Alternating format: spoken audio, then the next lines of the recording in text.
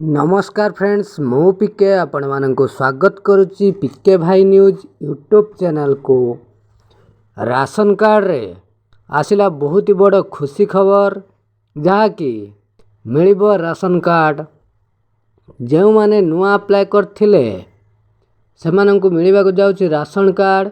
तो केबे मिलिबो कोन आसी संपूर्ण अपडेट चलंतु जानिबा वीडियो माध्यम रे। ता पूर्वरु चैनल रे जदि नुआ अछंती एबे चैनल को सब्सक्राइब करी साइड रे थिबा बेल आइकन को प्रेस कर दियंतु जा फल रे केंद्र और राज्य सरकार तरफ आसुथिबा समस्त योजनार अपडेट ए चैनल माध्यम रे आपण माने पाई परिबे। एबे चलंतु जिबा संपूर्ण वीडियो ऊपर को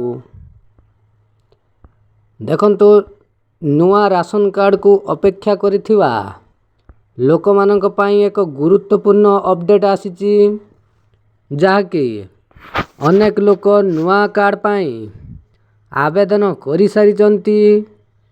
नुआ राशन कार्ड पाई लोक माने आवेदन करिथिले मध्य सेमानंकु ए पर्यंत राशन कार्ड प्रदान होई नाही, किंतु एबे राशन कार्ड को नहीं बहुत बड़ अपडेट आसी जाके 55,000 रु अधिक राशन कार्ड आवेदन विचाराधीन होई सारिछि।